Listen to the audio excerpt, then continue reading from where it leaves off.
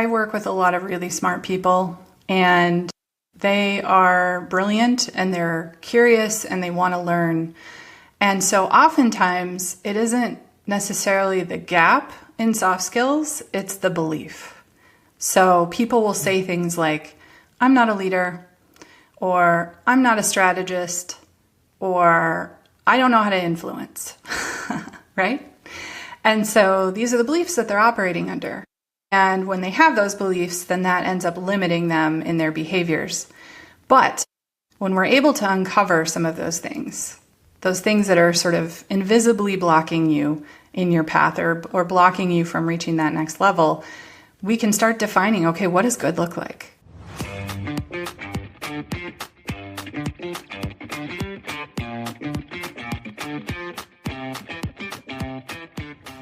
Welcome to the Think Like Amazon podcast. This is your backstage pass into the principles and processes that have powered one of the world's most influential companies. I am Jorge Luis Pando.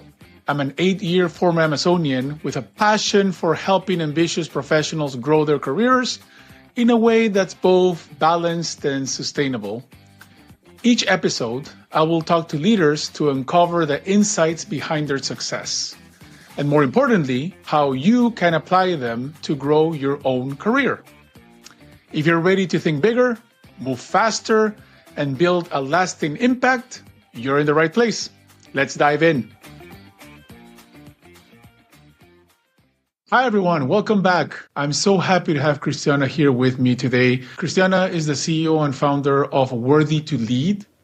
She helps leaders at all levels feel truly, no pun intended, worthy to lead. She is a certified coach, a certified executive coach. So she's also the host of the Worthy to Lead podcast. Before that, she was a seasoned design and technology leader with 22 plus years of experience in tech in Fortune 500 companies. At Amazon, she led the last mile design teams where she supported delivery for more than 9 billion packages, crazy, across 20 countries.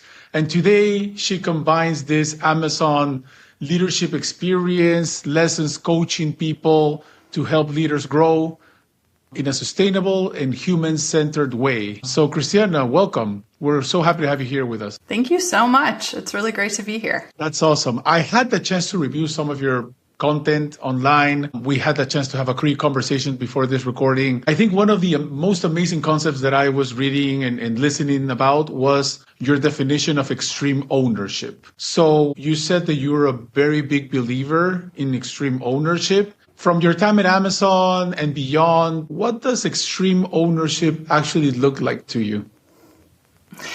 That's a really good question. And I'll maybe start with what it isn't, because a lot of people are confused. So, ownership is just really one of those vague terms. And I think people have this concept that it means hustling harder, doing more, owning everything, being in complete control and steering every outcome around you. And unfortunately, what that leads to is a ton of burnout and feeling like you can never keep up, right? And just these unrealistic expectations with how we use our time, especially in a place like Amazon where it's at scale and things are moving so quickly. And so to me, extreme ownership is actually the opposite of that. And what I think of when I think of extreme ownership is doing less and doing it better and finding a way to focus on the things that the customer cares about the most. So what are those most critical customer pain points and how are we addressing those? And thinking about doing things at the next level, right? So it's not about doing all the things at the ground level, but it's about raising your awareness to that higher level or zooming out and saying, what is going to impact the organization? And am I doing the work that's actually going to drive the results in the end of the day? Or am I just busy? And then it's also not a solo sport. And I think a lot of people see it as heroics. It's like diving saves, doing things like that. And really what it is it's about showing leadership as a team and role modeling what it looks like to bring your team along with you whether it's doing research together, strategy sessions together, overcoming hurdles and problems along the way together. It is not about, one person wins and everyone else loses, or I am the ultimate expert in strategy and everyone else just does what I said. It's about figuring out how to role model that true agile leadership and bring the entire team along, because you're going to need them. And if you're going to own big results, you're not doing them alone. Such a key concept. It's I've heard it from time to time. It's a feedback that I have gotten myself and I have given to others. And it usually presents with people who are focused on delivering results, are focused on moving fast. And it's like, you need to bring others along with you, right? It's such a key concept. Sometimes we're moving fast and just move fast, break things is like a lot of companies are now adopting that motto, but you need to bring people along with you, right? And not everybody moves at the same speed. Not everybody moves with the same sort of like number of steps or whatever it is. But yeah, it's such a key concept. Exactly. And I have a story that comes to mind because there's a lot of great stories from Amazon, and I was so lucky to have an incredibly talented team. And one of the stories that I just love to tell is like the people who are, mid-level, right? No authority, no title, they don't have a leadership title, and yet they were still able to drive incredible results through extreme ownership. So I'll just call her Stephanie just to keep her identity safe. But she was responsible in the last mile organization for helping the drivers who come in every day and pick up their packages at the warehouse. And we call warehouses stations. And so she and her team were responsible for making that process safe and efficient and on time. And there's a group of delivery drivers called flex drivers who actually use their own cars. So I don't know if you've been familiar with that, but there's an app out there called the Flex app, and you could actually deliver for Amazon tomorrow and deliver packages in your neighborhood. And so a lot of people do this as a side hustle. The unfortunate part is they don't have a ton of training. And so, they're coming into the job. They may or may not have read all of the emails or, thoroughly watched the training and onboarding videos. So they show up at these stations, they drive in backwards, they show up too early, they show up too late. They're not sure how to fit all the packages in their car. Like all of these different things result in mass chaos. And, routes are started too late. There's safety issues, things like that. And, our team was responsible for the app. So just the digital experience of this. But Stephanie went and spent a lot of time there and realized, oh my goodness, there are so many issues with the physical space, right? Like the parking lot and how we organize the packages in different types of carts, how we match them with different drivers. The drivers maybe don't bring their ID or someone else shows up for the route than the person who signed up. All of these things that are kind of outside of the app domain. And her team had been told in the past, that's not your scope, right? That's not your job. Someone else is going to handle that. And yet the problems persist. And so what I loved about what Stephanie did was she took the opportunity to find really smart people across all of these different spaces. She brought them together for a series of workshops. So, safety folks, workflow, people within the stations, the digital teams, the marketing teams, all of these people, training teams. And she was able to do this series of workshops that were really effective at aligning them towards a goal of what does the ideal workflow look like. And because she did that, she found some advocates who are willing to experiment. And as we all know, you can't just say, poof, at Amazon, like go change your entire workflow and then suddenly all these things happen. It's very complex and takes time to do these things. But because she had the buy-in from these different stakeholders, they were willing to align their efforts and do pilots together. And so they came up with their first pilot and everyone was really excited.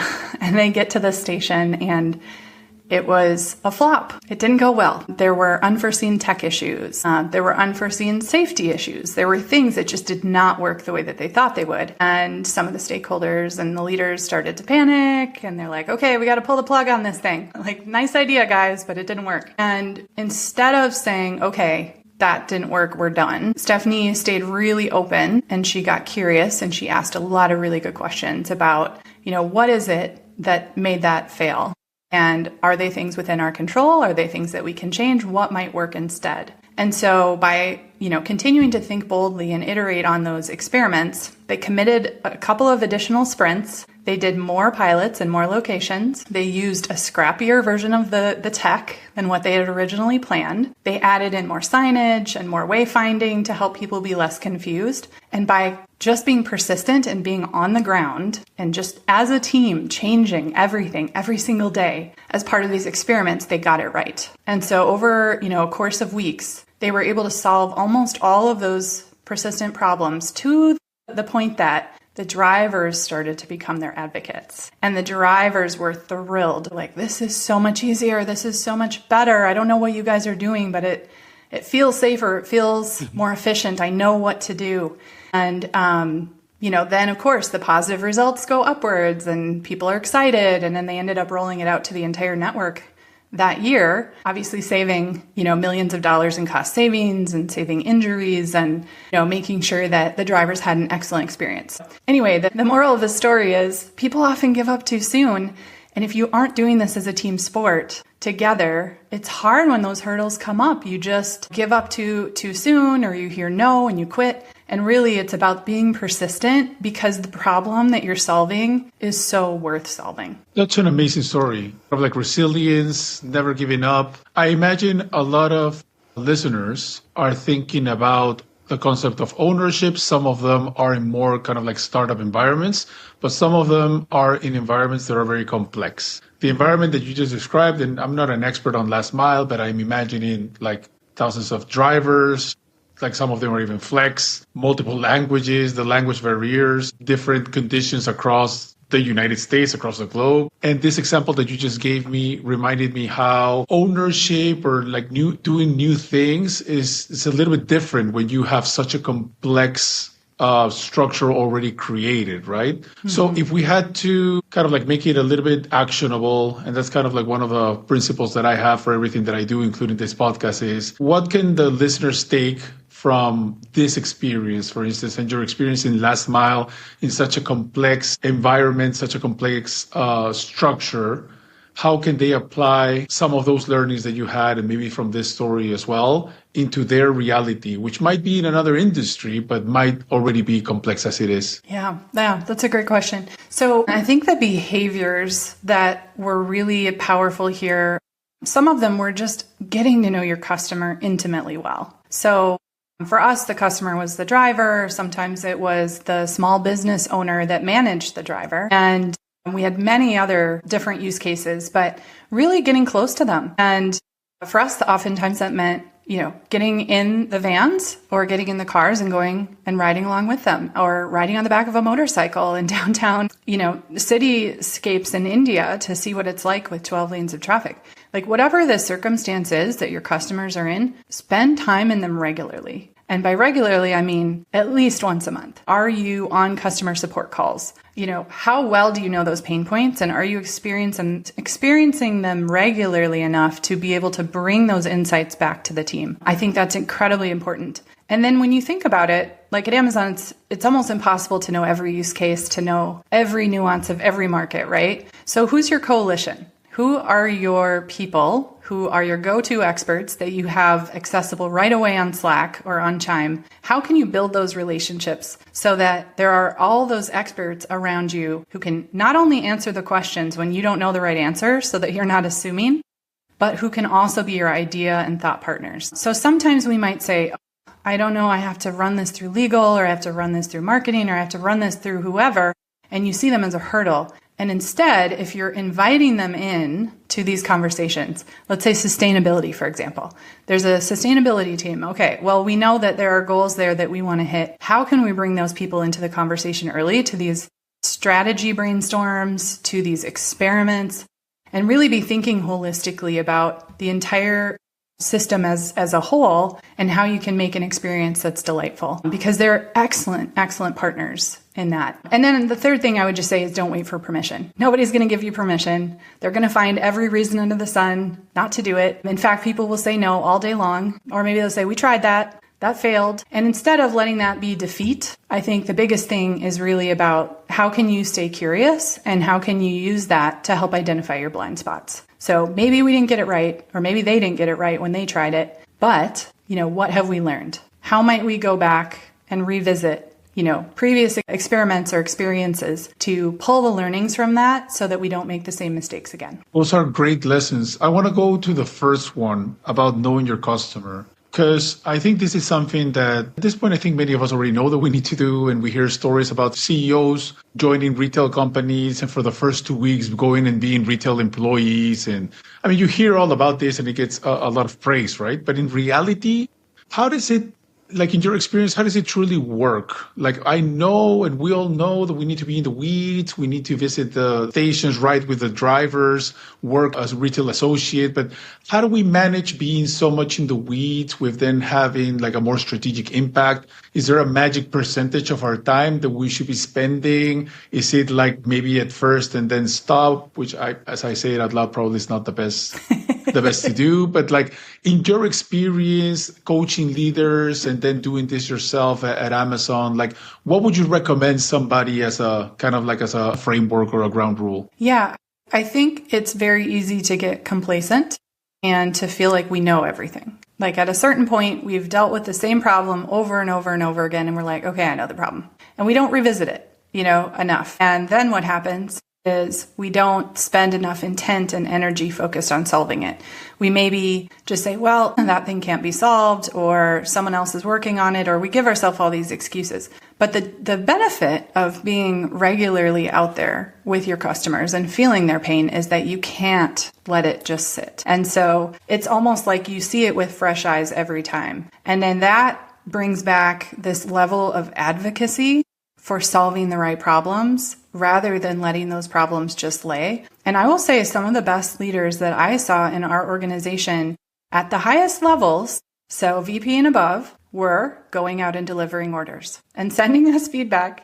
Anytime they did it, they would send us a report and say, these are the things I found that were broken. This is what was a pain point for this driver. And so we all got used to, those reports coming back in and refreshing us and grounding us on what's important. And so I think it depends on your role, how often you go out. But again, multiple times a month is very, very helpful. And it is not a wasted effort. It's very strategic. It isn't just about doing the thing. It's about asking the right questions of the people around you and noticing and seeing like, wow, have they come up with a really sophisticated workaround here because we just can't solve this problem? That's very interesting. So regardless of your role, always being in touch, I wanted to pivot a little bit to kind of like the downsides or the potential downsides of being an extreme owner. Some people misinterpret this. And when I talk to a lot of people at Amazon, it's like, no, I never say no because I'm an owner, right? That's kind of like the misconception of it. So obviously, you just touched on those topics earlier in this conversation, but you talked about burnout and micromanagement or overreaching. Like,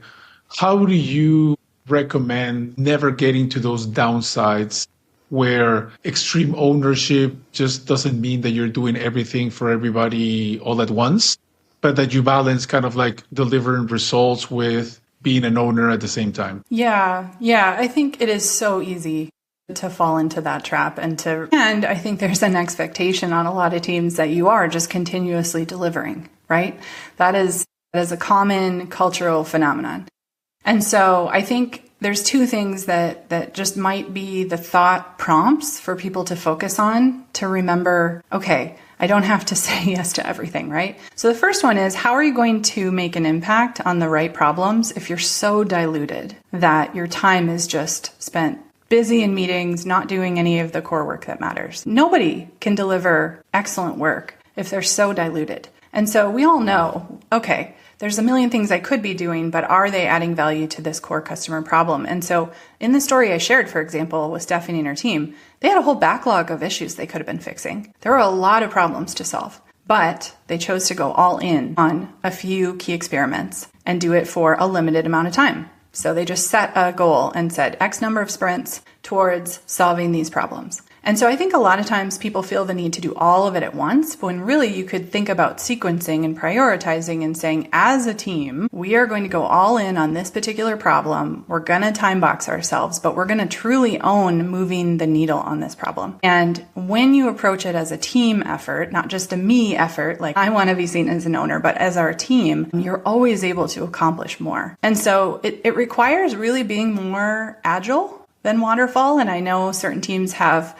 more fluency with that than others, or maybe it's more accepted than others. But, if you're in an order taker mindset, you're not focused at the right level of strategy and impact. And so I think for anyone in any role, if you think about your job and the impact that you can have at that next level and what problem you're solving, and if you're asking yourself those questions regularly, it's easier then to go back to your team and say, okay, can we agree on this problem? Let's time box it, but let's go all in. What would all in look like? And how can we reinvent our processes or our ceremonies around trying some new things? It reduces wasted effort, right? Like you stop just showing up to stuff and being busy, and you stop measuring things on like how many features did we release or how many tickets did we close. You really start thinking on, okay, did we change the customer satisfaction here? Did we improve cost savings?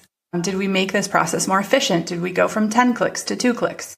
Whatever that might be, you start to focus on the right metrics, and then you care a lot. Did we hit those metrics? Great. And I want to touch on your experience now coaching leaders in tech. But before that, I saw an episode where you talked about founder mode. And I know that it's been a popular trend, especially last year. Is there any difference or what are the differences between being an extreme owner and being in founder mode? Yeah, I think founder mode is kind of the next level. So I would say if you're operating with that level of ownership and you're really dialing in on the results, I would encourage my teams to think like founders. And sometimes you hear people say things like, well, I don't have to know all the numbers because that's not my job. That's the product owner's job. Or I don't have to know necessarily all the things about how the research was executed. That's the researcher's job or whatever. And, if you're in a founder mode, it's like, you don't have a safety net. You don't have this cushy paycheck and you have to make it work. Like there is a level of you don't give up because your business will fail. And so if you're thinking about it in those terms, like obviously in a corporate environment, you have a lot more support and we can kind of ease into things or whatever. But when you're in founder mode, you are all in on how is the business doing? And what impact am I having? Is this working? Are we getting the customers we need? Are we saving the money that we need? And you not only know your numbers, but you are, bringing forth ideas and everyone around you knows the mission. And like, to me, founder mindset means like the intern on the team can come back to you and say, oh, this is what we do here. This is our mission. This is the problem that we solve on this team. And it's a definition of success that is, again, not based on being busy, but based on impact. And so you really have to understand the business from all sides. And being a founder now, it is all the more relevant to me. When I was teaching people before, it was like I was working with accelerators for founders and I was kind of seeing their behaviors. But now as a founder myself, it's so true. It's so easy to get distracted or focused on the wrong things. And really you have to have that commitment to, I'm going to make this business succeed. And so the more you can adopt that, whether you own your own business or whether you're inside of a corporation, acting kind of like an entrepreneur, that's where you see really powerful results. So great. I never saw this founder mode as being kind of like the next level. Such a great definition. And now, okay, I'm ready. I hope the listeners are ready too. Let's pivot to talking about, so you were inside and now you know what they say, the best way, like you can only read the label of the bottle outside from the bottle. So now you're outside. You're coaching Amazon leaders now from the outside. Mm-hmm. I want to know, I'm curious, what are those maybe soft skills or any type of skills that you see are often missing from leaders inside tech companies and that you think many that are already there or want to get there could benefit from starting to develop now? Yeah, I work with a lot of really smart people and they are brilliant and they're curious and they want to learn. And so oftentimes it isn't necessarily the gap in soft skills, it's the belief. So people will say things like, I'm not a leader, or I'm not a strategist, or I don't know how to influence, right? And so these are the beliefs that they're operating under. And when they have those beliefs, then that ends up limiting them in their behaviors. But when we're able to uncover some of those things that are sort of invisibly blocking you in your path or blocking you from reaching that next level, we can start defining, okay, what does good look like? what is that ideal influencer? What is that ideal strategist for you? And how do we start to collect evidence to show you that you are capable to do that, or you are already doing that? And I have a quick story about this person who came to me. So they're an Amazonian and really smart, but they said, I'm not strategic and I want to become strategic. So we kind of started with, all right, well, what does strategic mean to you? How would you know that you were being strategic? And, we talked about, okay, well, I would be contributing to the OP1 plan. I would be bringing my ideas to the table and people would be listening to me. I would have relationships with these different, leaders at different levels. And I would be, showing my work more often, or I would be invited to the conversation. And so I said, great.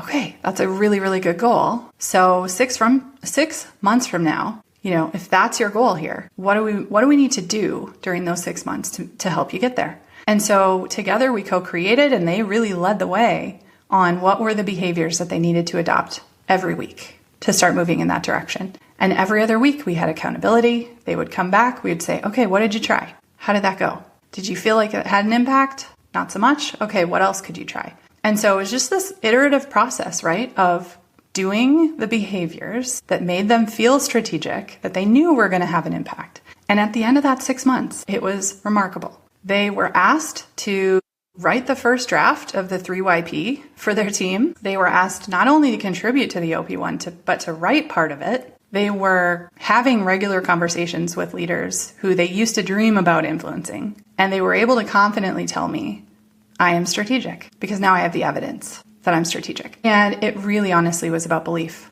Like, they had the capability all along, but they just didn't have that belief in themselves or know, what was going to be the thing that they should focus on. And so it was really cool. It was like this nice opportunity to help guide the process of getting there, but they were really in control. And that's what's great about coaching is it's very much the person has a passion or a thing that they want to adopt or change. And I get to be the partner alongside that journey so that they can actually accomplish what it is that they want and not get frustrated or not give up. It's that added accountability, but also a safe space where you're not going to get judged. So anyway, I think a lot of it, back to your original question, is it a skill gap? Maybe. But if you have good instincts and you're a human-centered person, oftentimes you kind of in your gut, you know what to do. You just aren't sure exactly how to sequence that or how to turn it into the result that you want. And it can be helpful to partner with a coach. It's so interesting. I'm writing notes as I go, as I listen, because I like doing all of this because I also learn from it. So the phrase that I wrote down is that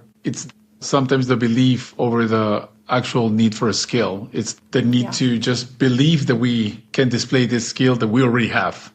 Some.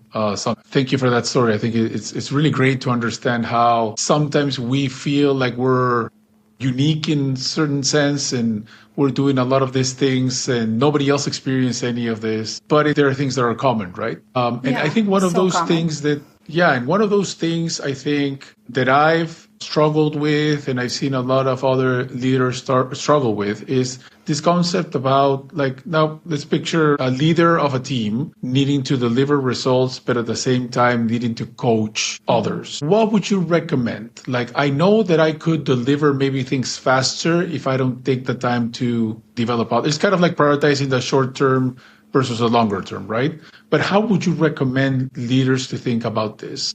How to balance ownership and delivering results and kind of like everything that's immediate, like an immediate need, versus developing others, coaching people, letting them fail, maybe taking a little bit longer to get there. But how would you recommend leaders to balance this? Yeah, I mean, some people definitely think about developing people as something you do once a quarter, right? Like a quarterly check-in. Let's see, how's your career going? And what I learned over the years, especially going through coaching school and training and getting certified, is that it's a continuous conversation. And in fact, it's necessary and vital that we are constantly having these coaching type conversations with our teams. And I'm really passionate about helping other leaders become empowered to have these kind of conversations because the landscape is changing so quickly. And as we know, AI is just absolutely disrupting everything that people do. I mean, for the better, but then also people have this question, like, what is my job going to be like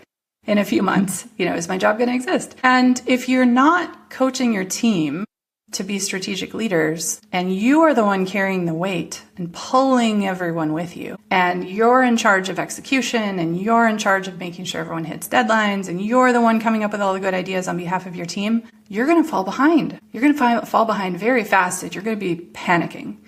And so the best strategy for future-proofing your role and also protecting your team and thriving is to learn how to coach so that you have leaders everywhere on your team. Everyone has this leadership mindset. Everyone is thinking about strategy. Like the good ideas that are going to help your team to thrive aren't all supposed to be coming from you. You want your team to feel empowered, to be creative, to be capable, to be coming to you constantly with ideas, right? And so it's really important to not wait and to not save it as sort of a nice to have. It's really a shift in how you communicate every day. And I think a really nice example of this is the video Greatness by David Marquette. So it's a little bit of an older video, but it's by this submarine captain who talks about, the safety issues or the problems they used to have on the submarine. And he's the captain. He's supposed to be giving all the commands. And what he did was he shifted from giving them directions to giving them intent. And by giving them intent, he was sharing the goal. He was sharing what is important. Why is it important that we get here? Now, I want you to tell me how we're going to get there. And I will tell you if you're on track. I will give you that gut check. I will help you to know, you're missing this. How will you handle this challenge? What if this comes up? Because I have a lot of expertise in this, but I'm not telling you the answer. I'm letting you come to me and say, well, I think this is what we should do because this. And then you can say, great, you're on the right track. And so it is a huge, it sounds subtle, but it's a huge shift in ownership, in empowerment, and in creativity for anyone as a leader who starts to operate in this way. I remember before I was very much in the weeds with my team. I was absolutely feeling like I was drowning. I was in every meeting. And when I made this shift, my meetings used to be like, help, I don't know how to solve this problem. What should I do? And they changed to, I was in this room. I saw this problem. This is how I'm handling it. Is there anything else you would add? And it's like, whew, as a leader, wonderful. Isn't that just the best feeling? It's just amazing. That's the dream. Yeah. And it's anyone is capable to build that within their team by just changing and tweaking the way that they communicate. Yeah. And it's happened to me. And as I mentioned already, we tend to think that we're the only ones experiencing all of this. And then you start talking to other people. But then at the same time, as you continue kind of quote unquote, climbing the ladder, it keeps getting lonelier, right? So before you're an analyst or a senior or whatever the rank is, but you have tons of peers, you get along with some of them better than others. You tend to share notes, you tend to share experiences more. And then you start climbing up this ladder and realizing that you maybe don't feel so comfortable being vulnerable with your peers, right? And there's fewer of them. So then just statistically, the likelihood of you getting along with all of them is not realistic. You've spoken about the loneliness, quote unquote, of leadership, right? So what are some thoughts that you can maybe share with the listeners? How can people, what I felt or many of the listeners feel right now, this loneliness, how should we be tackling this? Yeah, it feels kind of like a loneliness epidemic in a way, going through COVID and having all of these people who maybe are very people person, wanting to be in person and connecting. And so we've really seen it amplify to a new level. And like you said, it really especially happens at senior level folks, especially people who lead teams. And then as you get higher and higher, there are just fewer of them.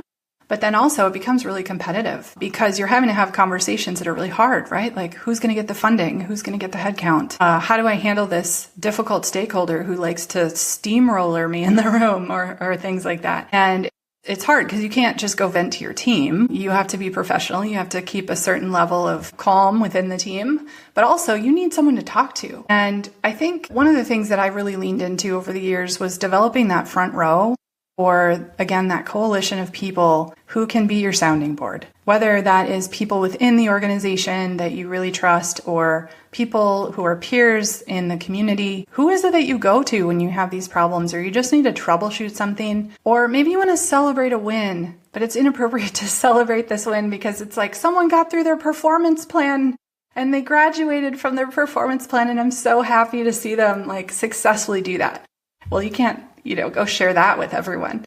And so it's really important to have those peers and to have that tight group that you can trust. In a place like Amazon that's really big, I know it can feel hard to find those close relationships. And so when I left, it was really something I felt called to do. There's a lot of leaders in the middle who feel left behind. And by in the middle, I mean like people who are aspiring to be leaders, or they're managers, or they're directors, or, they're first-time VPs, things like that. And so I created a community. It's called the Core Leadership Lab, where leaders can come together from across different professions, different industries. And it's really about providing that safe space. So if you don't have someone, you don't have that front row built for you who's cheering you on, who's helping you troubleshoot problems, who you can be vulnerable in front of, being able to not perform for the first time and say, I'm miserable. I'm miserable in my job.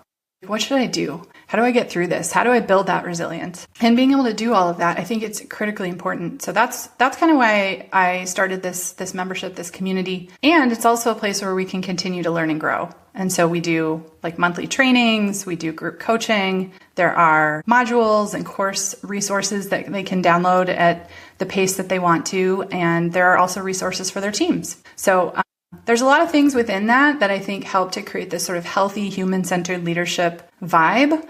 And my goal is just to have as many leaders be a part of that so that they don't feel alone, so that they aren't stuck getting burned out on an island, feeling like, why do I do this job? That they can really thrive and grow to that next level. So if I had to kind of like paraphrase this, just to make sure that I understood it correctly, and so do the listeners, it's kind of like having a sounding board is kind of like the base. Then having like a group, which, you just mentioned as such a valuable resource, and we'll link the Core Leadership Lab. We'll link it to the description of this episode, together with, I haven't watched that greatness video that you mentioned, but I'll make sure to also take a look at it and then add it to the description of the video as well, of this episode. But then, so having a sounding board, having a kind of like a small group of people that you can trust and be vulnerable with. And then at the top of the pyramid, I guess, would be one-on-one coaching or getting some sort of expert guidance, but more in a one-on-one setting. Am I getting this correctly, or what would you add to this? You're right. It's kind of like a layer cake, which is great. So at the base, there's this community, which is this always on thing. You can put your ideas, your problems, you can talk to people who are, Fortune 500 peers, and just get feedback from really amazing human-centered leaders. And then there's this section in the middle that's really about learning. And if you want to continue to grow as a leader, also, if you want to learn how to coach yourself, right? Like you want to coach your team, you want to learn the language, the behaviors, the questions to ask so that you can become proficient and start leading with intent instead of direction. We have all of that. And then I would say at the top, just sort of the frosting is like, yes, you get some discounts on if you want to do one-on-one coaching, or you want to do a workshop for your team. Like say they want to build influence, or they want to build their coaching skills, and you want to do it like at a team level, you get discounts on that kind of thing too. So all the resources are available, but I would say the community, I've seen a lot of people get value just from the connections that they're making within that community, and being able to say, I do not feel alone anymore. Like I know I can bring anything here and just sort of get support, get ideas, and get that next level of like, what am I going to do about this? That's great.